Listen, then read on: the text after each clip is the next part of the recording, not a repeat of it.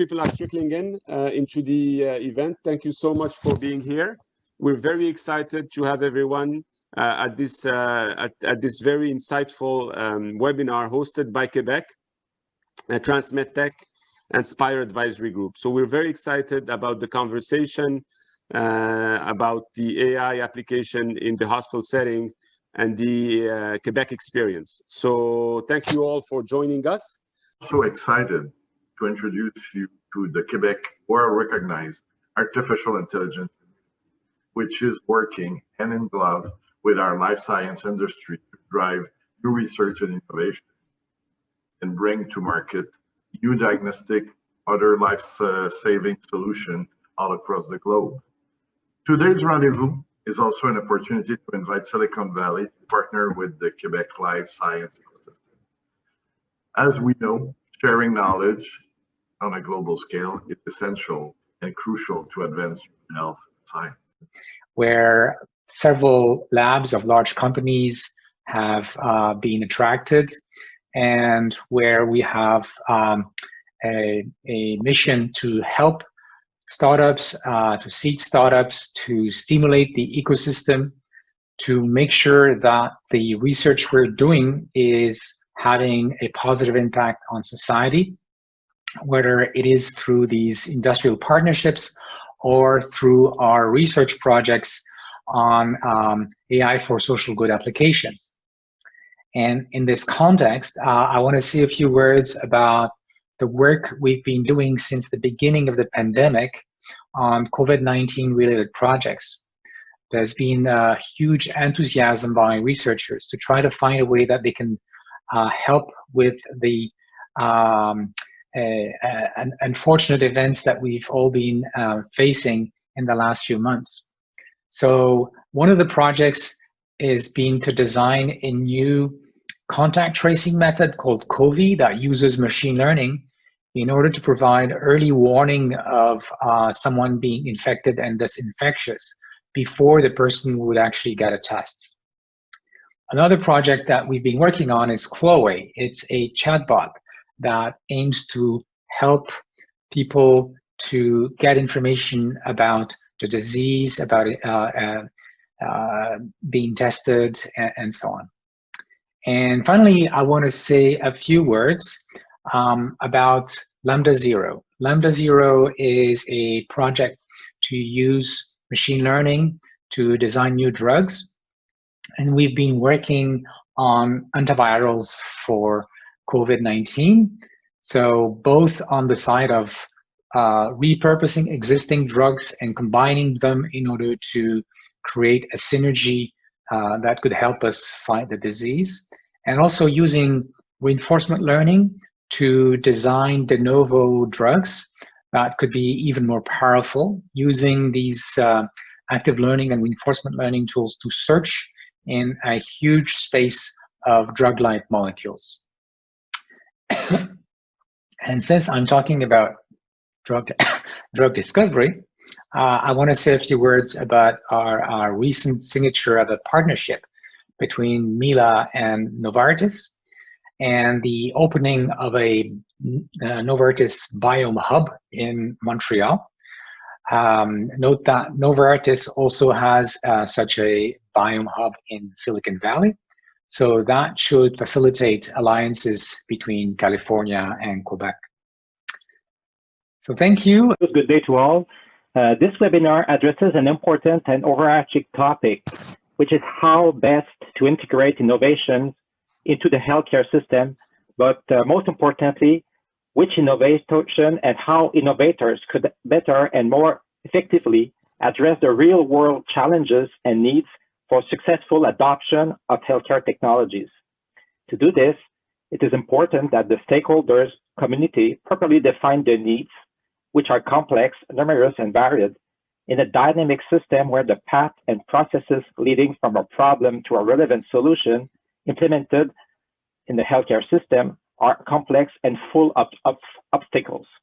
And also, how can we seize the opportunities of emerging technologies such as AI and leverage them to this end? The TransMedTech Institute is a Montreal-based university organization created in 2017 thanks to a major grant from the Canada First Research Excellence Fund, the Ministère de l'Économie et de l'Industrie du Québec, the Fonds Recherche Québec, and many other foundations and institutions which jointly funded our ambitious initiative to implement on a large scale, forward-looking and then transformational institutional strategies. Our mission is to support the development of next-generation medical technologies for important diseases by responding to the needs of end users and the healthcare system in order to facilitate their development and implementation in the healthcare system.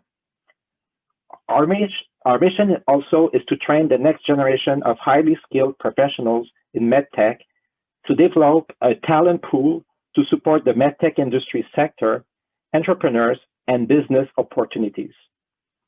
We have structured a highly functional, what we call a living lab, where experts from different disciplines, caregivers, healthcare stakeholders are at the center of an open innovation ecosystem and a collaborative process to develop, implement, and assess innovative medical technologies that address unmet clinical needs. At TransMedTech, innovation is driven jointly by end users and developers with collaborative expertise and strategic partnerships. Our ISO 13485 co-development process is based on the value and dynamics of the needs of end users' experience. It structures and facilitates the R&D processes by taking into account early in the process the implementation specification, by collaboratively involving stakeholders at all stages, and by providing specialized support and services with a focus on implementation. The Living Lab environment in the hospital setting foster cross-disciplinary and intersectoral collaborative research, open innovation, and creativity, giving to the researchers, students, and industrial collaborators a direct access to clinicians, large cohorts of patients, KOLs, as well as close contact with relevant stakeholders and our networks. We are also proud to host an Innovator in Residence program and a specialized career-oriented training program to our graduate students. TransMedTech Institute, therefore, is an agile intermediator and catalyst for the R&D of medical solutions. Since the launch of our initiative 3 years ago, we have set all the processes and infrastructures, including the training of about 100 students, and successfully launched for more than $30 million of innovative projects. Therefore, we look forward to be key partners into further joint initiatives, and we're very proud to sponsor this webinar with the Ministère de l'Économie et de l'Innovation, this one being the first one of a series of 4. So I look forward to hear the next panelist who will present relevant case studies intended to illustrate the challenges related to the implementation of AI in healthcare systems in Quebec and Europe. Merci. We turned to our industry partner, Maisha Labs. Maisha Labs is an Israeli company that helps healthcare institutions optimize their operations through automation, integration, cybersecurity, and support. Using a sophisticated special operations approach that takes the entire organization's needs into consideration and unifies silos for greater efficiency, operational excellence, and cost reduction, we co-developed Care 360, a decision support system augmented by artificial intelligence. During the co-development phase, the clinicians and administrators collaborated with Maisha Labs, allowing for rapid development, integration, and deployment. Partners also reached out to health authorities in Italy in order to learn about the issues faced by the Italian healthcare system, which was completely overrun early in the pandemic.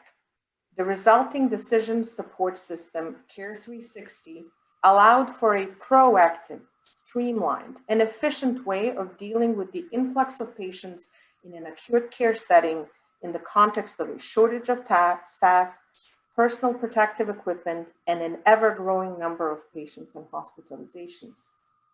Care 360 was designed with 3 main functions in mind.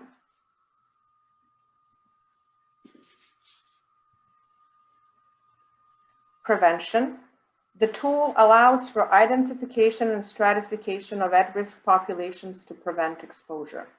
Fed with epidemiological data generated at the hospital, the tool provides a detailed geographic overview of the infection spread, allowing us to engage and communicate with the population and monitor clinical outcomes. Situational awareness. Pulling data from laboratory and biomedical sources, the solution provides a simplified and an easy-to-use dashboard that allows the clinicians to monitor wards as well as single patients. This proved especially important in the high-stress, noisy environment where timely response often meant life and death. Furthermore, it has been proven that extended exposure to patients affected by COVID-19 increased the risk of infection disproportionately affected the clinical staff. Having a dashboard that pulls the patient data and signals signs of trouble allowed clinicians to continue to monitor patients and provide excellent and timely care. Picking up and the smart algorithms and how it's been used in the context of COVID-19.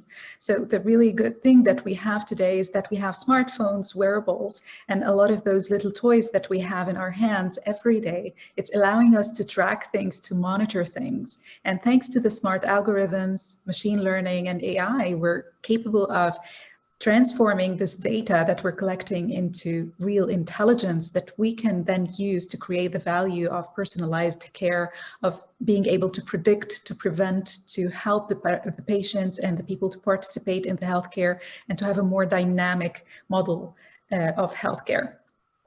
And of course, what we've seen with COVID-19 is a huge surge in the use of things like telemedicine and digital monitoring, basically because we have a highly contagious disease. You really want to minimize exposure, and the real need for such digital tools was very obvious. And we have seen as well, based on research and based on the data, that the countries that use digital health the most, digital tools the most, as per the example of Danita as well, were the most successful in containing the pandemic so far. So this possibility to coordinate and manage the data and create this intelligence of managing the situation was definitely a key success factors. We've been also seeing a lot of statistics moving. So on the patient side, it went in the US alone from 11% use of telehealth to a good 76%. From a provider perspective, they're using it much more as well. So most of them, they're using it between 50 to 175 times more than before the COVID-19. And from a regulatory perspective, we've seen reimbursement policies and reimbursement agreements being approved for about 80 new services, again, in the US alone. It's just, there is one key word here, which is temporarily approval. It's a temporary thing, and I'll come back to this when we're talking about the challenges. We've also seen it overall the news. Every second piece of news about digital health is about the surge that's happening in the adoption because of the pandemic. It's basically that need, and everyone's talking about how is this really changing how we do healthcare, how this deregulation is happening in a pace that we haven't seen before, where we really brought on board everyone. You really need a champion to sort of sponsor such an activity. You need funding, and you need someone to be able to pay some busy clinicians, for example, to take the time to come for an ad board or to discuss things. And also you need to hire the relevant patients, better understand their perspective. So this needs a strong sponsor in place. Sometimes it could be something that comes from the government. So we have an incubator in Basel in Switzerland, for example, that fund a lot of such activities, and they make sure that they bring to the table all the relevant people. So they always have someone from the payer perspective, they have someone from the research perspective, the practitioners, the patients, and the technology providers. So you always need that role of the champion that would facilitate the dialogue. And as soon as you identify the person that's willing to take that on board, then it's much easier then to be able to identify the people to bring to the table and then kick off the dialogue and action it afterwards. So I hope this sort of addresses the question. If I may push a little bit on what Christine just said, the experience that I bring to the job that I currently have emanates from an amazing organization called Hacking Health that has taken the ecosystemic approach to innovation and made it into an art form through a collaborative interdisciplinary approach, providing events as an organizational platform, and then giving methodology and a language to participants in these events in order to collaborate and co-create together. I think for the reason we're seeing such an advent of collaborations in digital health comes from the fact that increasingly the people from the tech side and the people from the health side are having a language in common and capacity to collaborate. But I think it would be naive to think, as Christine just pointed out, that this happens naturally and on its own. Having platforms for collaboration, having instigators of those collaborations, giving them methodologies to collaborate together, tying all the parts of the ecosystem together is incredibly important. In Montreal, we're very lucky, and in Quebec, that we have a very rich ecosystem. But it is an ecosystem that's still somewhat fragmented. And so certainly through our institution, but I know through TransMedTech, we're working very hard on joining forces and bringing all of the stakeholders in the continuum of innovation together, with the aim of not just instigating innovation, but also driving that innovation back into the hands of the end users. But Danina, I have a follow-up question for you that actually originated with Dr. Sheldon, where he says basically, I mean, they had these challenges in Alberta where there was too many stakeholders he calls them cross-cutting stakeholders. So I'd be interested in understanding, in your case, with what happened with MyShalab, how difficult was it to implement, in terms of how many different regulators did you have to get a buy-in from to do what you are doing at the Hôpital Juif in Montreal? It certainly helps to understand the regulatory aspect, right? When it comes to AI, regulatory applies when you enter into clinical decision making. The solution we created is an operational tool, and so as such wasn't subject of regulation, which allowed us to move quickly. The ability to develop it as fast as we did, to deploy it as fast as we did, and with the accuracy that it has, came from having an amazing partner on the other side, the amazing industry partner that brought competency and knowledge, and then really engaging into a process of co-creation where the tool was very much designed with the setting in place in collaboration with clinicians, in collaboration with administrators. And I can't underestimate the importance of clinical engagement, the engagement with clinicians, and understanding their reality. A lot of these solutions, live and die on the cross of change management and insertion into the workflow.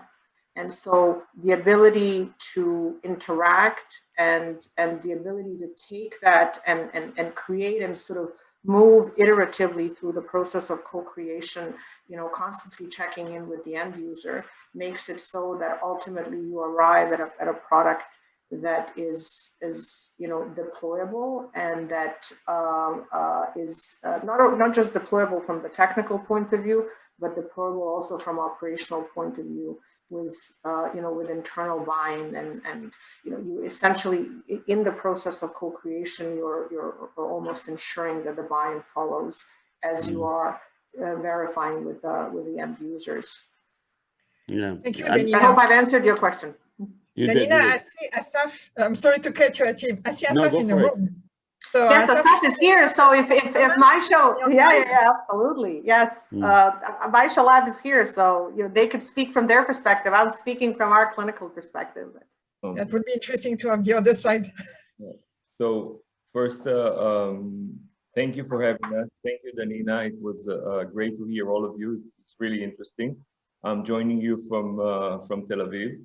I recently joined Maisha, so I wasn't aware of the entire process, but at the last months where I'm in, I got to understand the critical part of having a design partner, which is a home. And it's, because in my previous startups, I had design partners. They were there, they were good, but it's not that you came to a place where the JGH and Orot and CIUS see us as really part of their success, and we can develop with an immediate feedback. That immediate feedback is crucial. I might say that our work in the field is larger in scale than our coding work or the rest. The most important part, as we see it, is our direct and open dialogue in all levels of the hospital and the system, in the case of the CIUS, and especially our ability to communicate with the frontliners.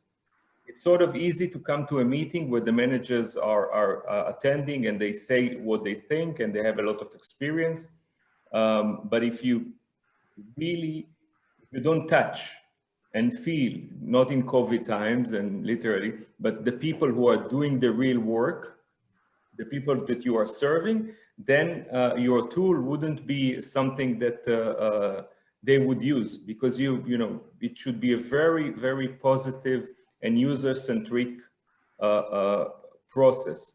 And you know, my father fell ill, or you know, this happened to me. So it tends to derive from very, very personal experiences, in the process of which people become quite attached to the solution that they've developed.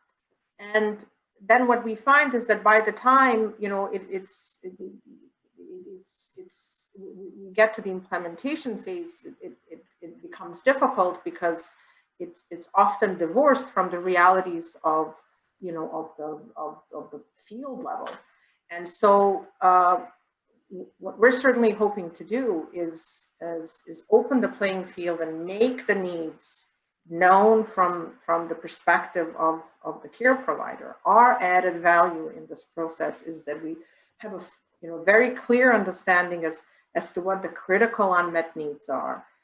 We have access to end users, whether they be clinicians or patients, and then we understand how the system works, both from a business perspective and operational perspective.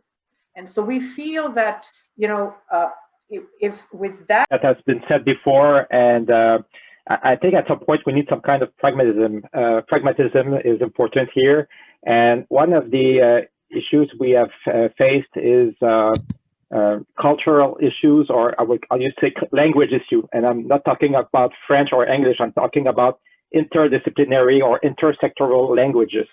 Which means that there are different perspectives. If you are an administrator, if you are a nurse, if you are a physician, the biomedical engineer, if you are the industry, there are different perspectives, and these different point of views are not often in a place where they can speak. So it's important to have places where people can meet and exchange and also collaborate on real aspects. So it's not just something virtual, it has to be in the milieu where the people are acting. And for our experience, the best integrations were when we had everyone in a closed environment. And at the Transmedic, we are just next to the orthopedic clinics with research installations within the clinic, next to everything. So there's a place where people can meet and exchange and learn from others, and also collaborate. And I think these are conditions that help to establish or create implementation. So I think also at some point,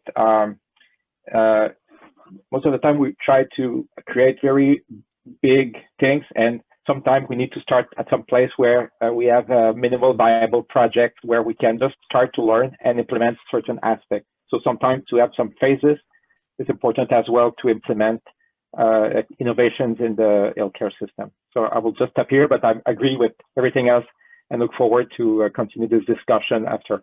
No, thank you, Karl. This was very insightful. Thank you very much. Marie-Pierre, Marie-Pierre, sorry. Do you want to say, I don't think we have any more questions. I want to ask Axel for the link they just sent. So if you guys go onto the chat, you might want to click on that link. That might be something interesting. And Marie-Pierre, I'm going to ask you, so Marie-Pierre, Guy, and a few other people have been instrumental to put together this webinar. I think it was very, very insightful. We're very excited about the other 3 that are coming. And again, I want to say thank, before Marie-Pierre says the last few words, putting all of this together, I would like to thank Philippe Huneau, of course, Guy Berthiaume. So if you guys want to hear about the great things that are happening in Montreal and in Quebec, when you're here in the Bay Area, Guy and Philippe are the right people to address. But I will let Marie-Pierre also, who was instrumental at TransMedTech to set up this webinar, say the last few words. And I want to thank everyone for joining. Go ahead, Marie-Pierre. I think we should start by a big applause to our speakers and to the audience. Friday, for some of them night, morning and afternoon. So I think we should give to everybody and to ourselves a big applause.